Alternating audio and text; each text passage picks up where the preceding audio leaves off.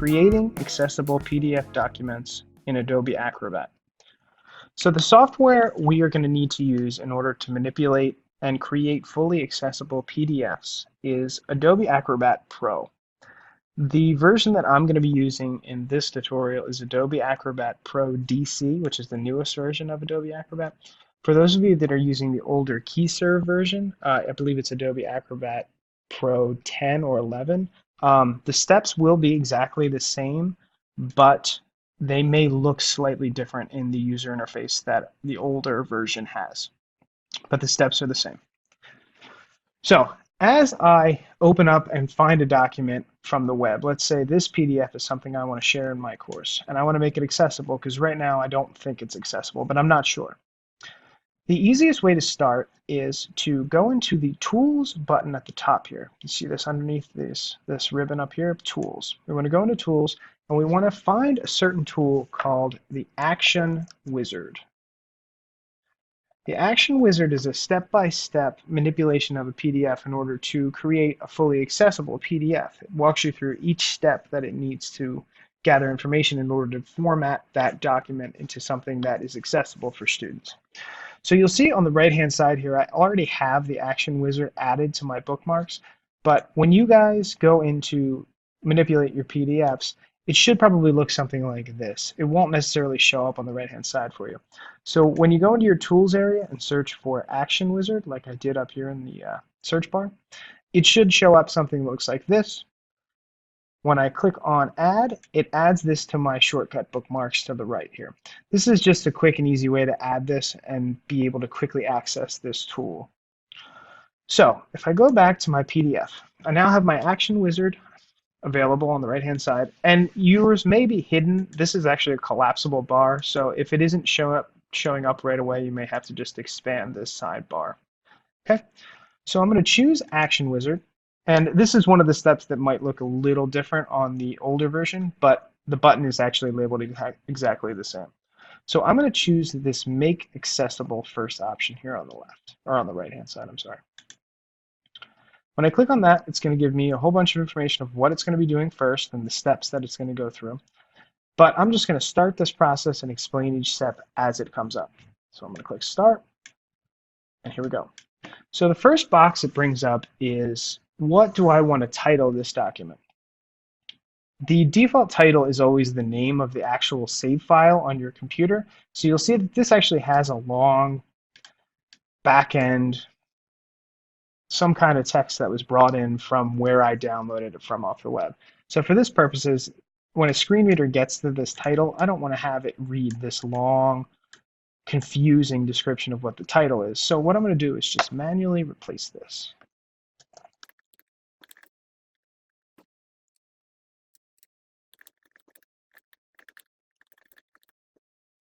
I'll just leave it as that. Okay. You can also add in additional information to the back end of PDFs, such as a subject, an author, keywords. These are all not necessary for making them accessible, so you can just leave those as is if you want to. Hit OK. The next step is an important step. And what it does is Adobe Acrobat is a pretty neat program where it can actually identify text on all different kinds of formatting. So for instance, if this image here, if all of this information was just, say, a screenshot that was taken from the web, it can actually generate text based off of what it thinks the text is on that image. So it can actually pull text and create selectable text, which you've probably seen everywhere. Anything that's on the web, you can actually select chunks of text and copy it, paste it, do all kinds of information. It can actually automatically create that for you, which is a very big step in creating an accessible PDF.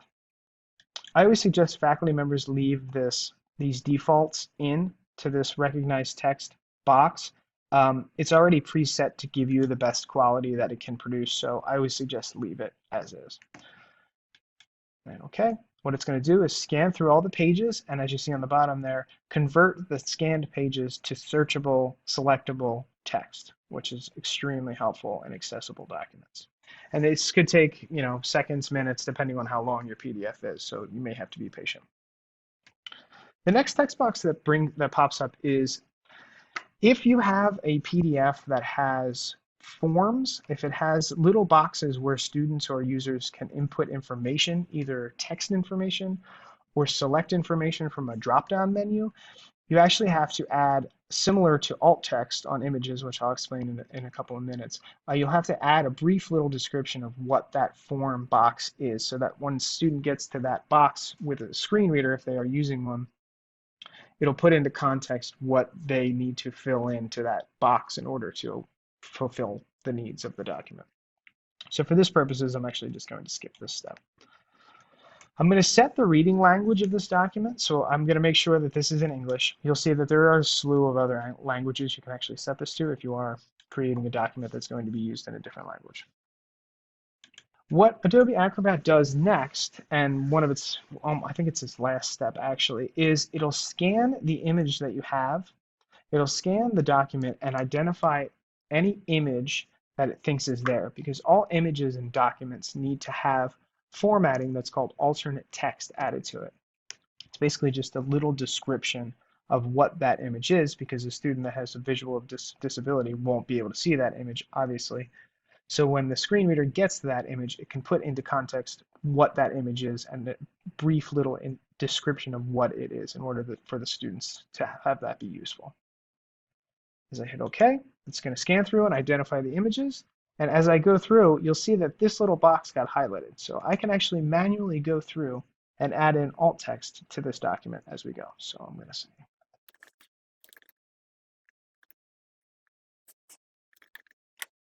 and I can click through each one of the images as it identifies and describe what they are.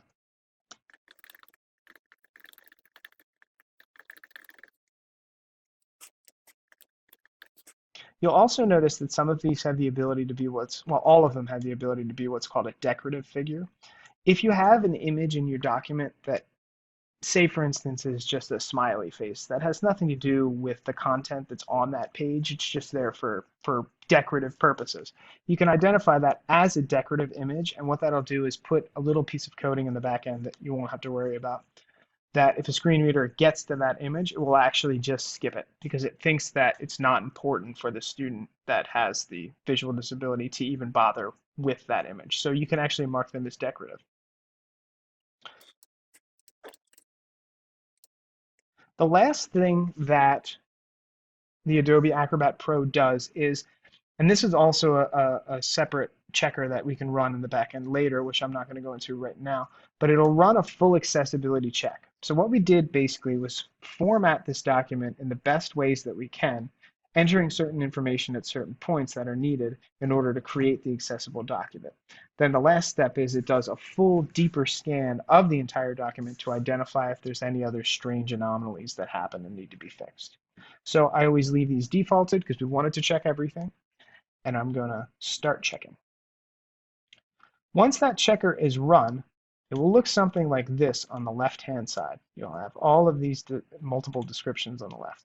If you open up any of these are all collapsible windows, you'll see that if there is any actual issues that it found, they'll be marked with little red X's, which is pretty handy. So all of these check marks are things that have already passed the accessibility check. Here's the title we fixed. These bookmarks were already there. There's, tab order was set okay, things like that. So this is pretty handy when being able to quickly assess what the needs of this document are. So for this, if I was using this PDF on the web, I would be pretty happy about this because there's not a lot of issues that it found when I ran through this wizard checker. Once the accessibility checker has been run, you'll see all of these buttons on the left-hand side here. Now I have more than you probably have right off the bat, but there's two very important tools / buttons to add onto the left-hand side in order to access more information of this PDF. So with your cursor hovered over this little bar on the left-hand side, this little sidebar, I want you to right-click and you should see all the additional options that you can add into that menu. The two that I want everyone to add in is this order, which looks like a Z with multiple different boxes, and this tags, which looks like a tag you would put on your luggage when you go flying. Adding in those two should add those buttons to the side menu here and should be able to click on that and access that information within your PDF. So the two that we've added in, oops, and I'm sorry, I collapsed that.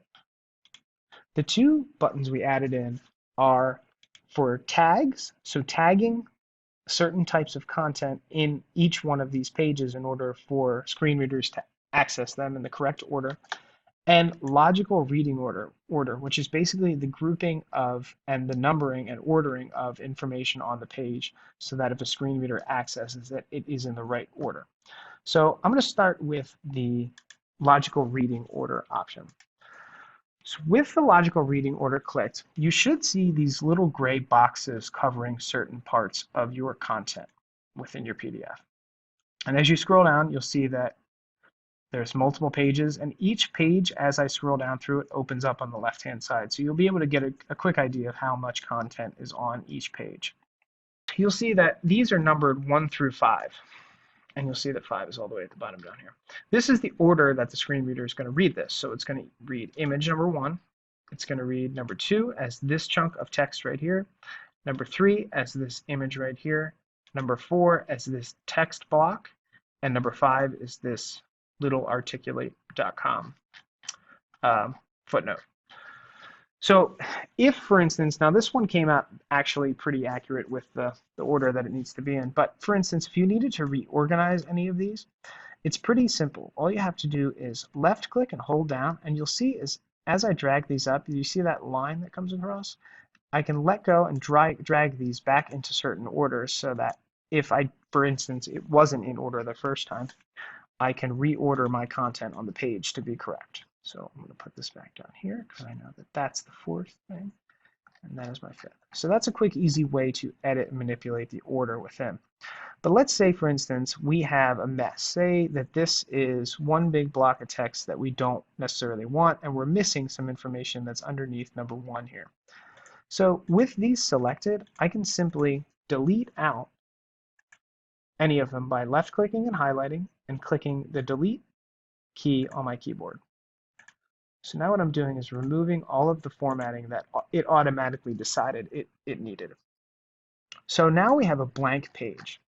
Sometimes I find that it's easier to work with a blank page than to manipulate what the document had auto-created, simply because it's easier to bulk select content, and you'll see what I mean in a second. With this little drop-down menu, here, we're going to show the reading order panel, this very top option. What this does is it gives me this reading order panel with a whole series of different options of things that I can do. You'll notice that they're all grayed out though. I can't actually select on any of these options and assign them to anything. So right now what I'm going to do is, as I hover over this PDF, you see how my cursor turned to a crosshair? What I can do now is select certain parts of this document. And with them highlighted, you'll see that now I can assign information to it. So this first one, I just selected this little box here. That is a figure. That's an image. So I'm going to add that in. Now I know it did erase my alternate text as is, but it's easier to fix it this way than it is to go back and edit. Now I'm going to select this text that's behind here because I know there's text that exists here. I'm going to name that, and I'm going to make that my heading 1. So now I have a heading 1 that exists behind this figure, and I have this figure. And I'm going to go through and assign my organizational structure. Now this will be a heading 2 since our heading 1 is already used. I'm going to assign this as just a paragraph since it's just a bulk text. I'm going to go in. This is my image, so I'm going to select that and make it a figure. And you'll notice that it reorganized this in a strange way, but we're going to have to fix that in a second. That's okay. I'm going to select all this. That's another paragraph. And then this is a reference. So now it formatted and tagged everything 100% completely correct for me. The only thing that it didn't do, which is strange, is it reorganized these into the wrong order. So I'm going to move this down to here. I'm going to move